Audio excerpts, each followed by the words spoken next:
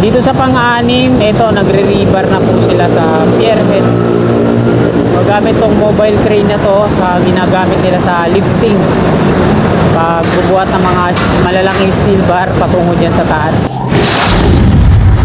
Salis Road po ito, nasa ilalim po tayo ng NAIA Expressway. At ngayong hapong ito mga kababayan, mga kasikap ay mag-update ulit tayo dito sa NAIA Terminal 3. Ito yung rehabilitasyon, no? Off-ramp patungong arrival at departure. So ayan yung titingnan natin, baka nag-install na rin sila ng mga girders. So tingnan natin, tara, let's go. Titingnan natin ngayong hapong ito kung ano na yung latest na progress ng ginagawa ng Grand Apex. Sila yung contractor na gumagawa sa off-ramp na nagkakalaga ng 3 to 5 million pesos. So subcontract sila ng San Miguel Corporation.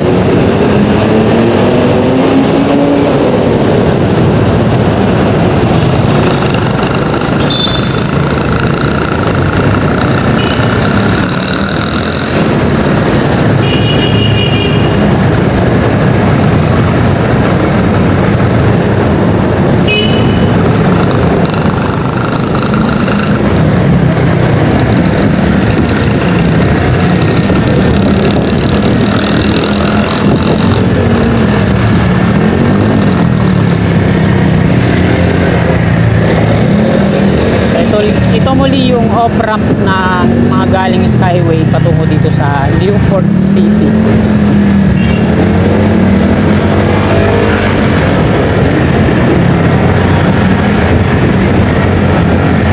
Ito yung toll niya.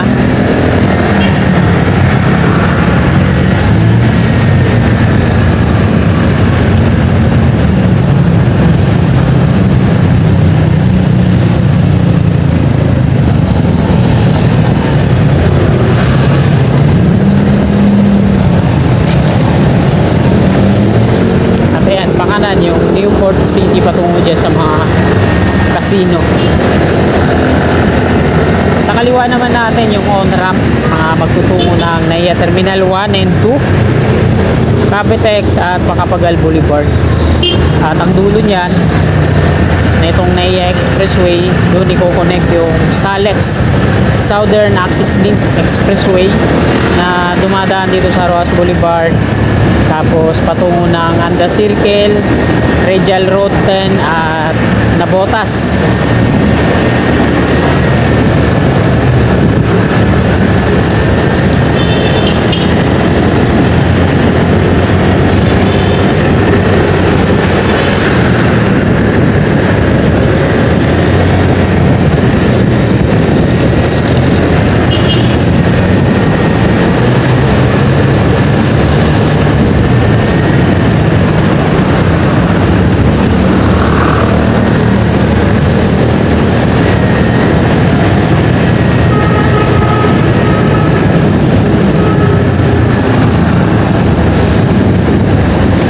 Traffic na po dito.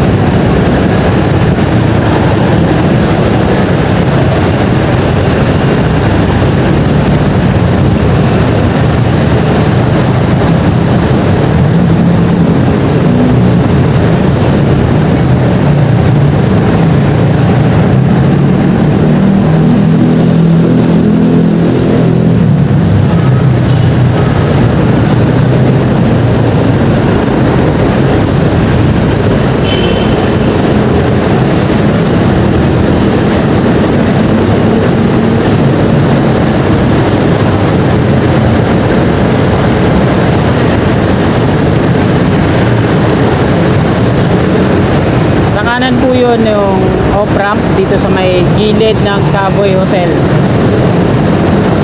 Hindi tayo makasingit, ang traffic. So ito na yun mga kababayan sa kanan natin, sa may lona ng kulay asul.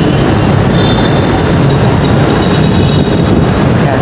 Ito yung unang pier head, pier column. So kompleto na yan, tapos na.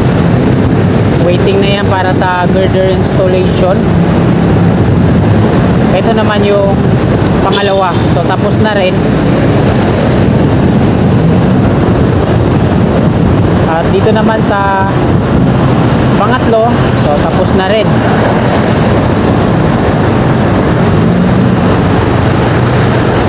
Ganun din sa pang-4 at pang-5.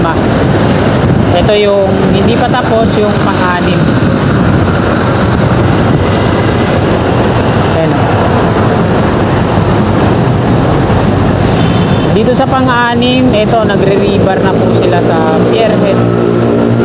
Gamit tong mobile crane na to sa ginagamit nila sa lifting. Pagbubuhat ng mga malalaking steel bar patungo dyan sa taas. At ito namang pang-7 mga kababayan ay mas naunang natapos to sa lahat. Ito mga kasikap yung pinakadulo niyan, no? Ayan. Napakalalim po na ang hukay niyan, kabilaan. Ayan. Kung mapapansin po natin dito, ano?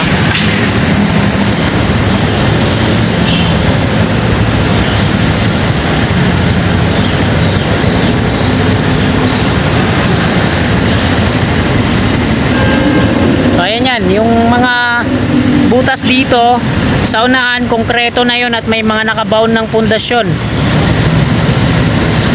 So dun sa pier column na yon sa unahan, dyan yung pinaka abutment nila, pababa na yan dito. So ang gagawin na lang nila dito, no, pag na kompleto na yung kabilang pundasyon, papatungan nila ng mga ano yan, yung mga macro geofoam, yung kadalasang ginagamit ng Skyway, yung sa mga rampa pababa, yung mga macro geofoam. So ito naman yung barracks ng Grand Apex. Ito yung NAIA Expressway. Tapos ayan, dyan pababa yan.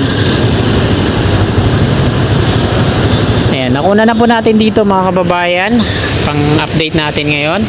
Dadako na tayo dito sa kaliwa at ikot tayo. Doon tayo sa may Villamor Air Base mag end ng ating vlog. So tara, let's go!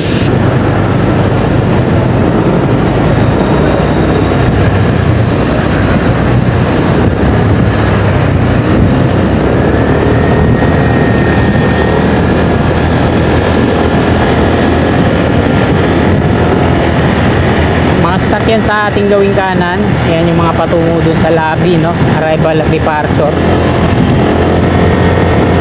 Ito, napakaliwalas na dito. So may kumakalat na naman sa Facebook ngayon na may nasunog dito na mga sasakyan. Matagal ng video yun mga kababayan.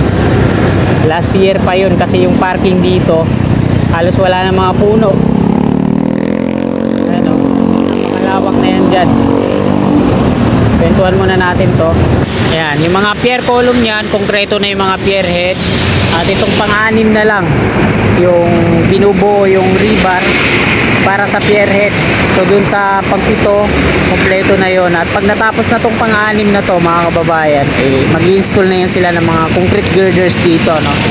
Tingnan natin kung ano yung type na girders ang gagamitin nila.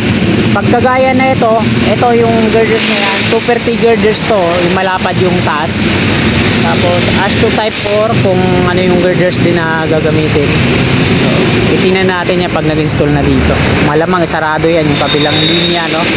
Doon sa kabila, baka dito na dadaan yun sa lubong kasi makipot doon, so hindi magkakasya yung mga crane nila dyan pag hindi sinarado yan dyan sa kabila. Tatabayanan natin yan at i-update ko yan. Dako na tayo dito sa may Villamor Air Base tayo mag-end ng ating video.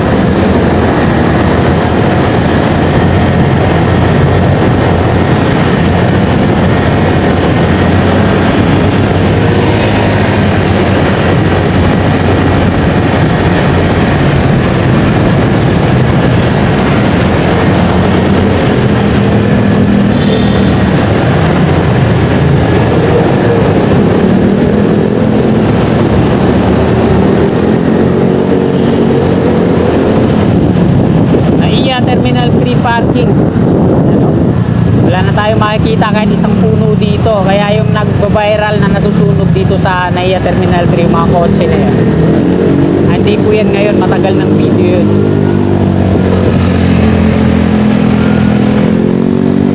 Kasi dito halos yung mga landscape dito, mga gaya ng halaman pinagtatanggal na. Bukod dito, yung nandito sa ilalim, ayan na lang yung natitirang mga halaman dito.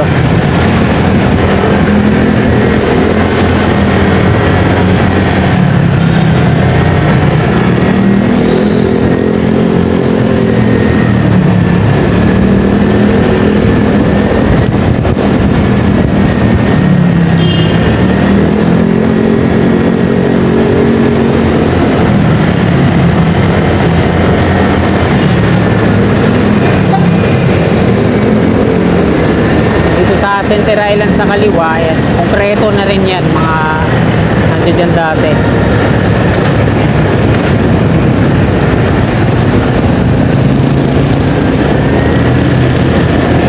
Ito yung toll packet na rampa, mga magtutungo ng Bikutan, Atis Highway Stage 3.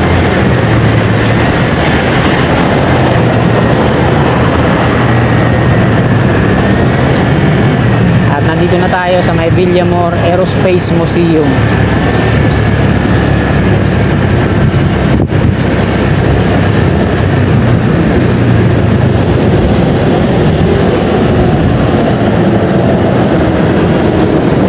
Diyan ako papasok sa kanan. So bago tayo mag-end ng ating video to, unang kumuna ng video, no? Ito yung museum. Ang daming mga lumang aeroplano dyan. Nahon ni Apo Marcos, yung mga nandun dyan sa loob. Ayan yung NAIA Expressway. Tungo doon sa NAIA Terminal 3. At hanggang dito na lang tong video na to. Maraming salamat po. Magandang hapon. God bless.